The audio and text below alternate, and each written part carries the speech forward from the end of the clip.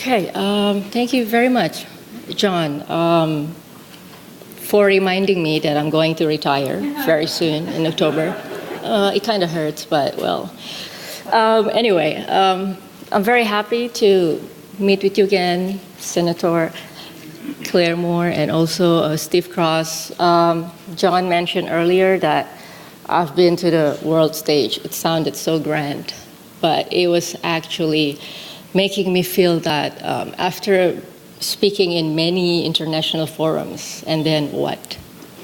I went to ICAP around 8 months ago. I remember it was in Bangkok, in Thailand. And I remember that I was actually speaking about almost the same topic as the one that you're giving me to convey today. It's about inequalities and also how for everyone can get to 000. And so how has it been so far? You know, it's always been a question. Whenever we go to this kind of conference, and then we go back home and wondering if we do anything about the knowledge that we receive from every conference or every networking that we've built in every conference. It's just a reflection on that, why we keep coming to this kind of conference, you know. And I think I was like, whenever I'm thinking about trying to combat against HIV/AIDS throughout the world, it's always something very tricky. It's always very risky, and there's a lot of debate that I think it's just very delicate. I mean, back in Indonesia, we are lucky to have a minister such as Ibu Nafsia Mboy, our Minister of Health.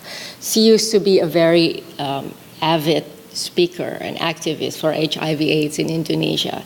But once she turned and became a Minister of Health in Indonesia, she keeps facing obstacles with every new policy that she's imposing for the people.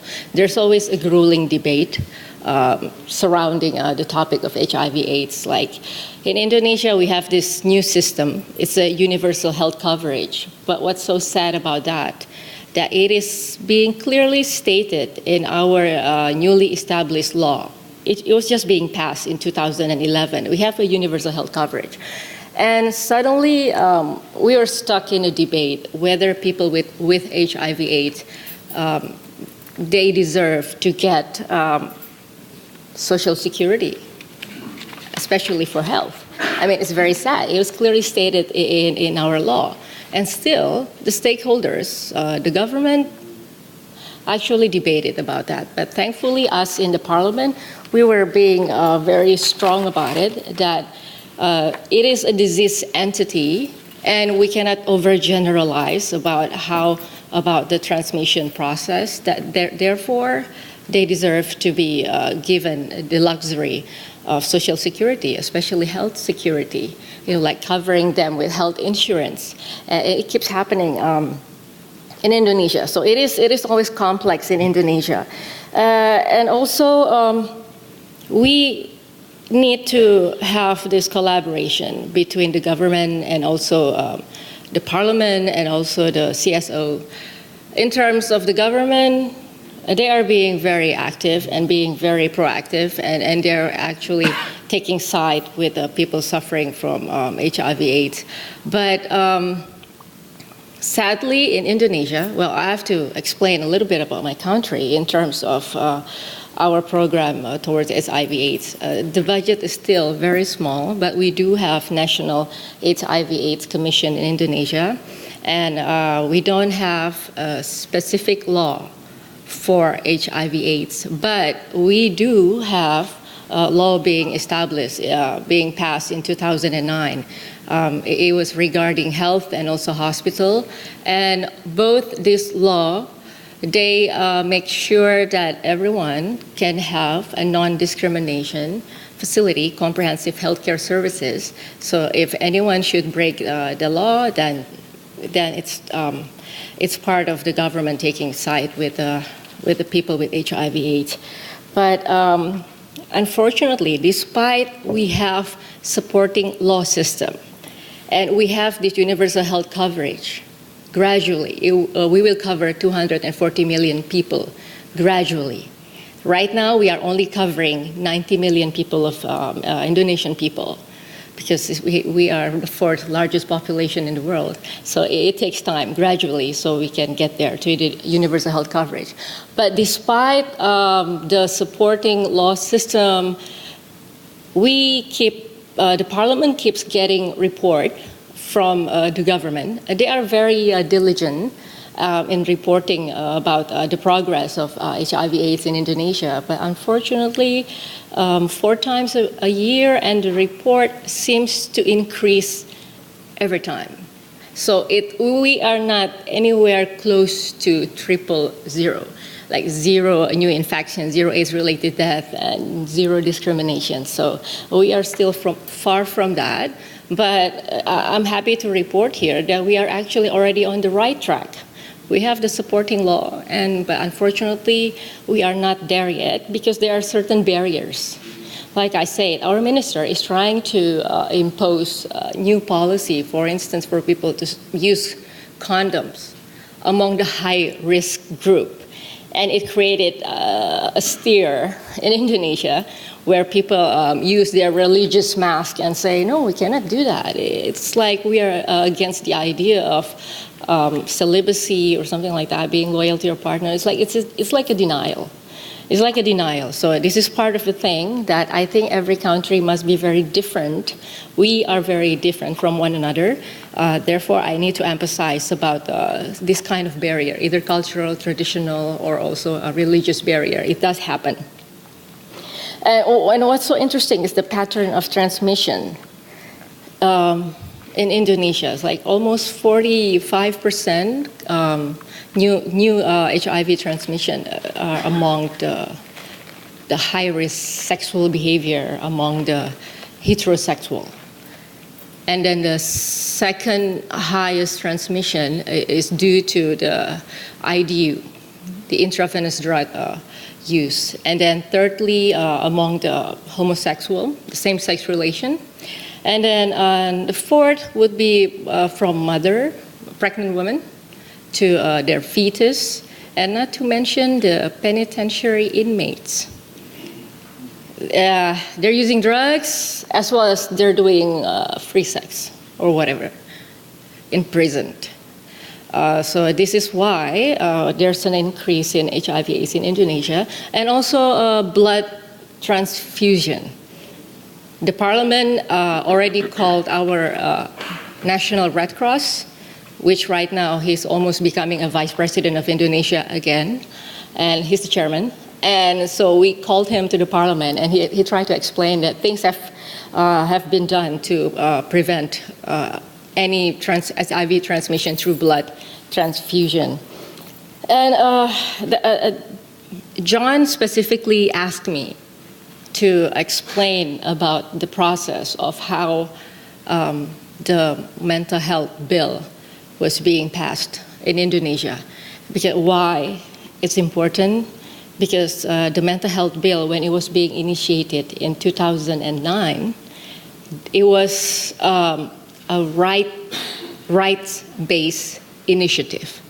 There were 56,000 people with mental disorder being shackled in Indonesia. So this is a violation of human rights.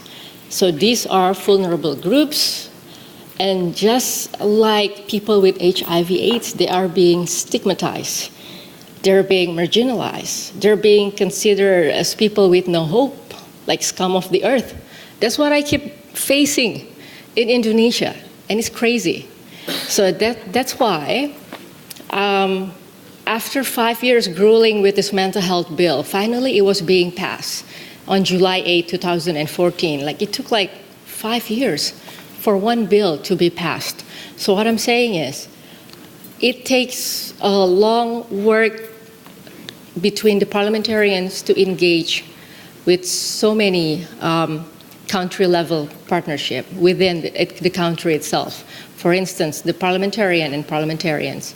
If anyone here or if any CSOs here wants to push through certain legislation for the HIV/AIDS in your country, then you have to work between parliamentarians and parliamentarian. It's not enough just to bring up initiative. You have to infect the idea.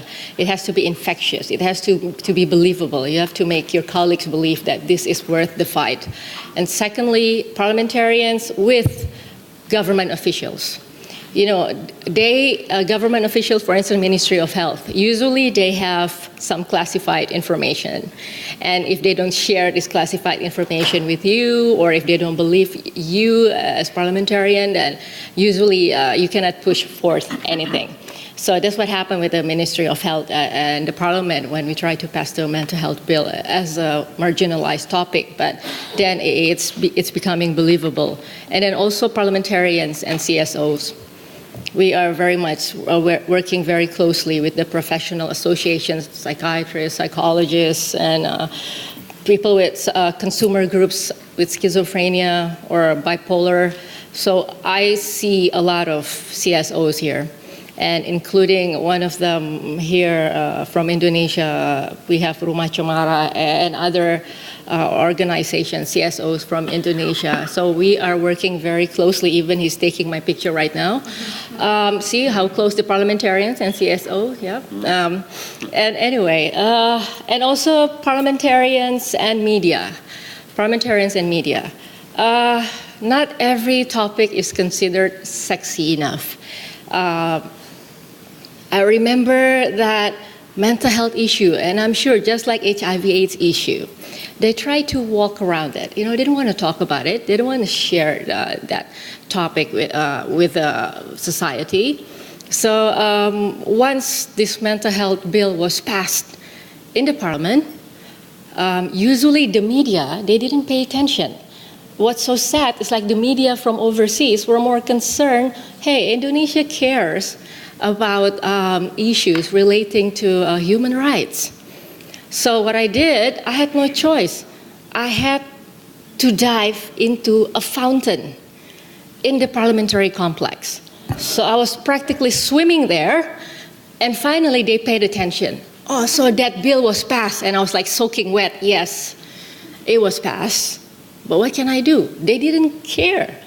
You know, the media only cares about sharing the issue about violence, sharing the issue about suicide, and we are afraid of copycat syndrome. So what I'm saying is that this topic, just like HIV/AIDS, the marginalized group, the vulnerable group, and I don't know, it's like a denial, John. People do not want to they don't even want to have a family member with mental disorder. And I know that they're also feeling the same way with HIV/AIDS patient. So what I'm saying is that, you know, you will gain a lot of information from this conference, and knowledge itself won't be enough. From here, if you want to create a legislation or if you want to push the budget through the parliament, it will take a lot of work. You know, not enough just being here. You know, you have to, I don't know, create focus group discussion. You have to do model projects. You have to get your hands dirty and all that. And if you come from CSOs, then yeah, you have to keep on knocking your doors or threatening members of parliament or something like that. No, not threatening. No, it's just I don't know. Just don't give up. And I'm hoping that from this meeting there will be a report that I will hear in the future. You know, 8 months ago I was in ICAP in Bangkok, and that's why I'm looking forward to hear if there's any progress being made, instead of just us getting excited coming to conference again and again. You know. Right, John? Because I'm very happy you kept inviting me to this kind of conference. And thank you very much. I think we'll have fruitful discussion. It was just an example, I guess, as you wish from me, John. So thank you very much, people. Thank you.